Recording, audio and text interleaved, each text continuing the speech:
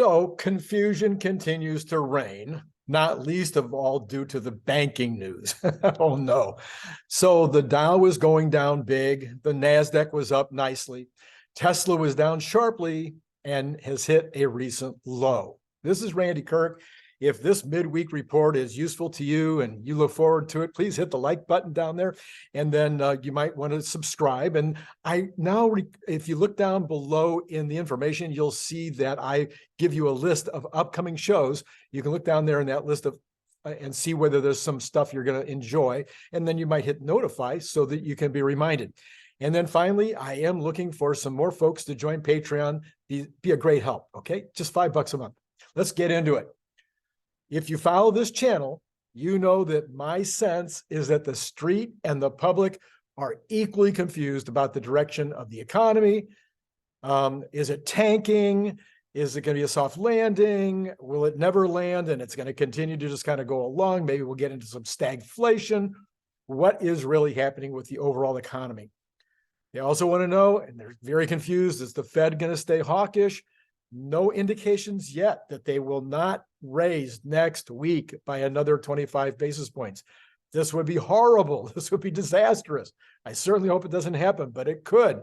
But with the banking jitters and with inflation looking like it's coming down, this would just be such a bad time to hit another 25 basis points. But it may happen. So we'll find out what happens next week. So a lot of folks are just saying, you know what, I'm just going to go on vacation and forget my troubles.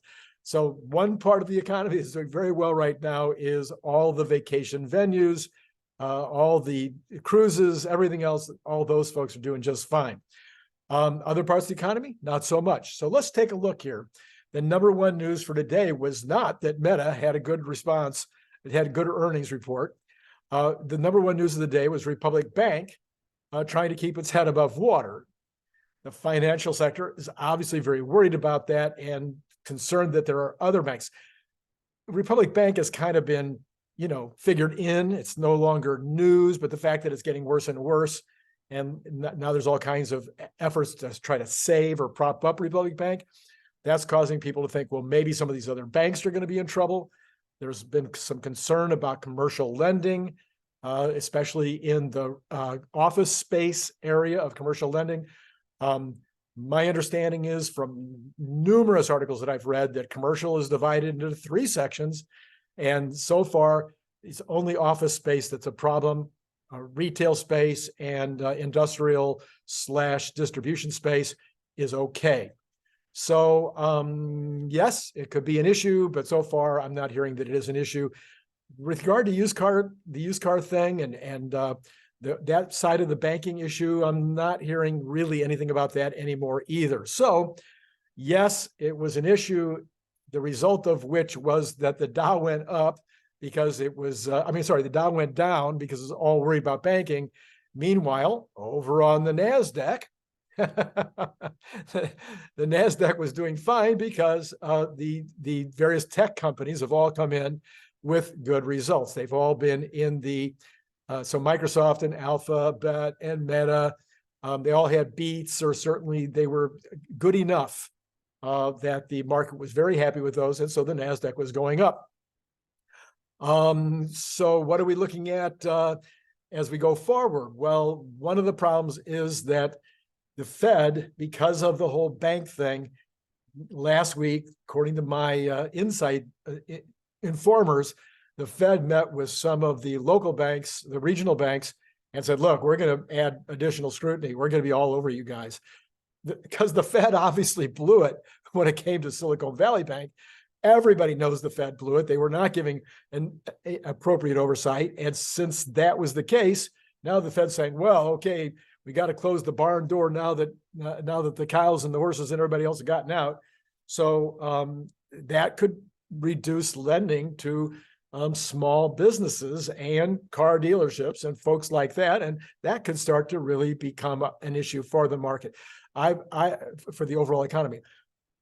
As far as I'm concerned, having done huge amounts of research on recessions, I've written a book, wrote a book years ago about recessions, have lived through 9.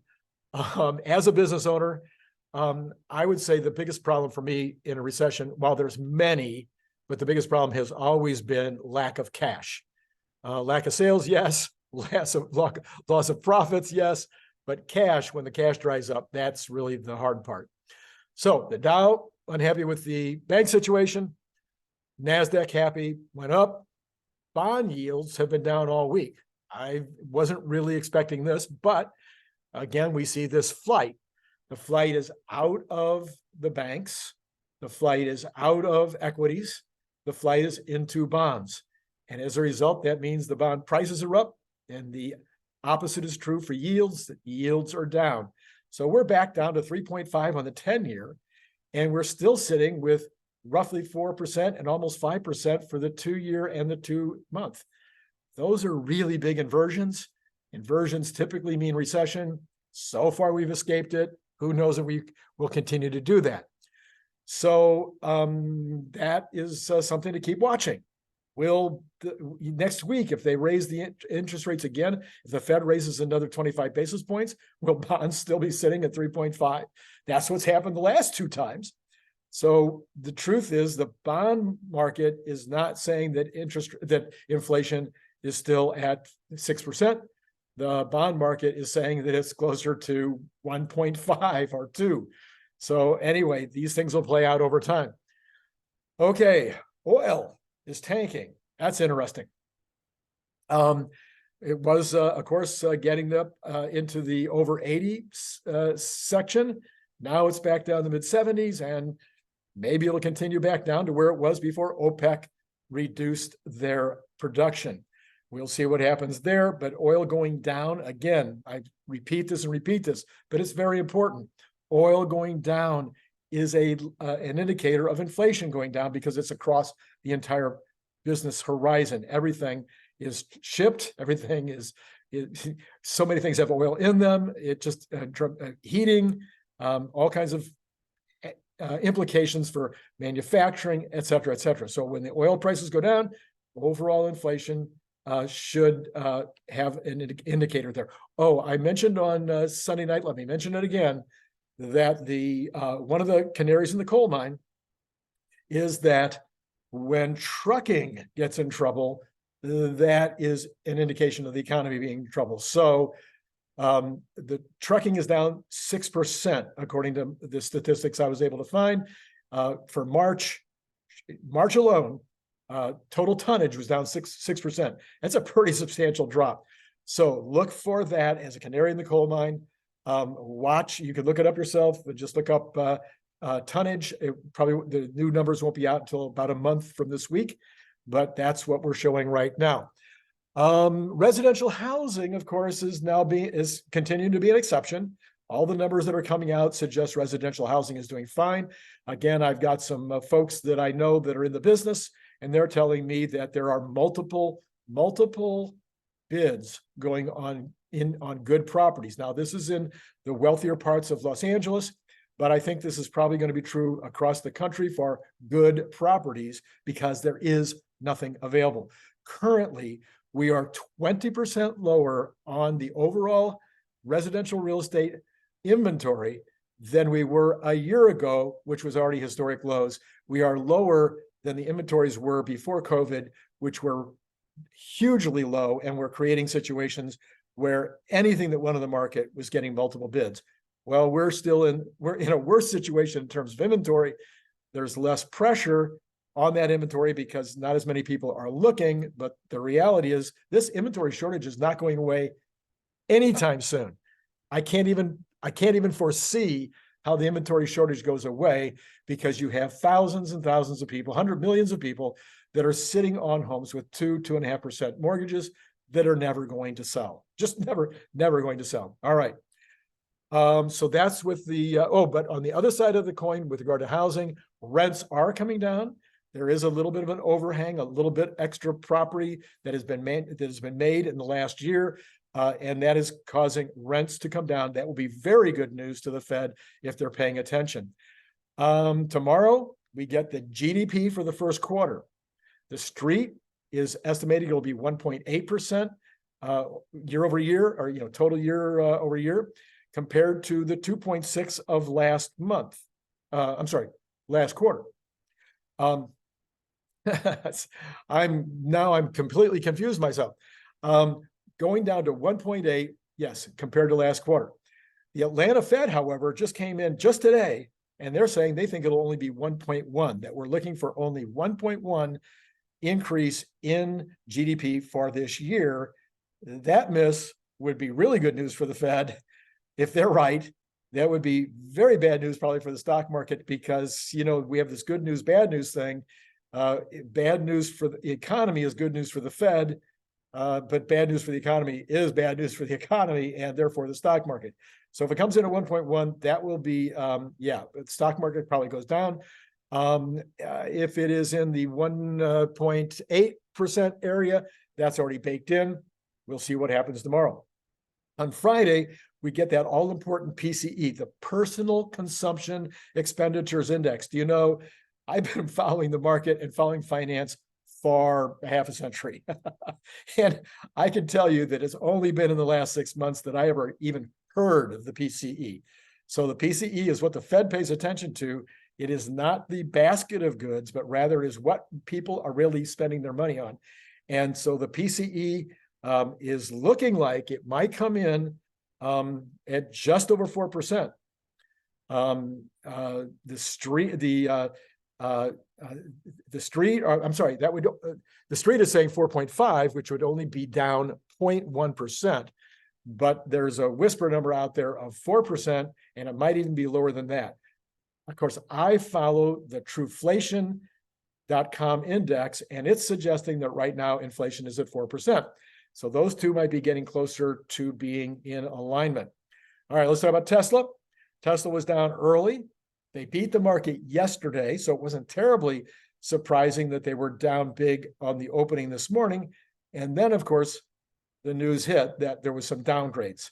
So we've had 7 downgrades so far. A couple of those have been from buy to hold or from hold to sell.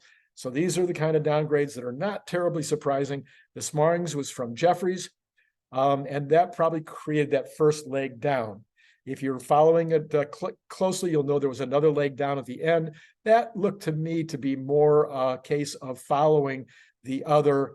If you follow me, you know what I have, the Randy index, which are the growth stocks that are risky, the risky growth stocks. So almost all the risky growth stocks had that dip at the end. It should not be terribly surprising to see that some investors are lightening up on their Tesla. Even some in the Tesla community have lightened up on their Tesla shares because they're seeing other opportunities that they think right now might be better. These are short-term players, medium-term players, and they're going, look, I see a couple of beaten down stocks that I think will do well. Are they looking today? Costco was beaten down. I still didn't see any news on that. Costco in this market, you would think they would be doing very well. But anyway, there's other stocks out there. It's not just Tesla. So some people maybe are seeing situations where they're like, you know, I'm going to trim a little Tesla, maybe puts a little bit over here. But I just did a video this morning. You should definitely see this video if you haven't seen it already. Tesla is taking textbook moves that a company with strong margins and a super balance sheet should do in a recessionary environment. It's exactly the right thing to do, especially when you take into consideration that they have a mission to grow as fast as they possibly can, and they need to grow sales by at least 500,000 vehicles, actually 500,000 Model Ys this year. So you can see the in-depth discussion if you want to, but their price cutting is exactly what they should be doing in order to accomplish this. The more I think about it, the more I watch, the more I read, the more I evaluate and analyze, I think we're going to see a slow uptick of the price as the year goes through, even if we go into a recession. That's a guess. I'm still working on that analysis. Okay. But these price decreases that just happened, those do take some time to get into the mind of the prospective buyer. It doesn't just happen overnight. We won't know for weeks or longer whether the price decreases have been enough to stimulate the kind of sales that Tesla's hoping for. Now they're seeing it on a day-by-day basis. They will make decisions week by week and market by market and model by model. We don't have that kind of data to look at. And by the way, none of their competitors have that data to look at either, which gives them a massive, massive advantage. So I would think I would see, maybe not immediately, but in a couple of weeks, maybe some prices begin to go up, but you might also see a couple of prices going down. It will really be until 2024 before we see how the entire strategy played out. But my thinking is we're probably done with almost all the price cutting. Certainly, if the price cutting goes below 1 or 2%, I'll be shocked. I'm doing a video for Saturday morning you might want to take a look at, where I'm going to talk about the fact if they did go to zero margins, zero. I mean, they made nothing on the cars, the company would still break even. Yes, they would have a lot of cash expenditure because of all the money they're spending on CapEx. So they'd go about $8 billion lower in their total money in the bank, but they could go to zero margins and still make $8 billion in gross profit, enough to cover their overhead, which gives them a break even. All right. Some on Twitter have been reminding me today of my price target of $300 after the earnings that just happened last week. Yep, still there. But I never said it was going to happen. I never said it was going to happen the day after, or even the week after, even the month after. I said it would be a gradual increase over the next several months. We'll be moving towards 300, and also needs the market to start firming and moving more towards a bull before that can happen. It takes both. Every single time I've said it, I've included both. That is still my expectation. If the market starts to move up in anticipation of better times in 2024, that'll probably start happening in August, September, October. If the market starts to move up, Tesla will move up with it. If Tesla continues to execute, Tesla will move up with the market even more than the market, maybe at a 2 or 3 times or even 4 times rate. That's what Tesla always does. So watch for all of that to happen later in the year.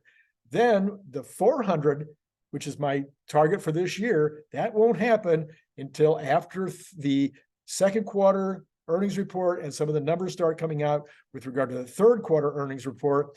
And we'll be able to start seeing that Tesla is executing well. Then we can start moving towards 400, also dependent upon the market moving up. So that is how it works. And let's see if there's nothing else on the list for today. Please like, please subscribe, please notify, and please join Patreon. It's only $5 a month, and it would help me so much with regard to this, to being motivated to continue to make these shows. So it's been great talking to you.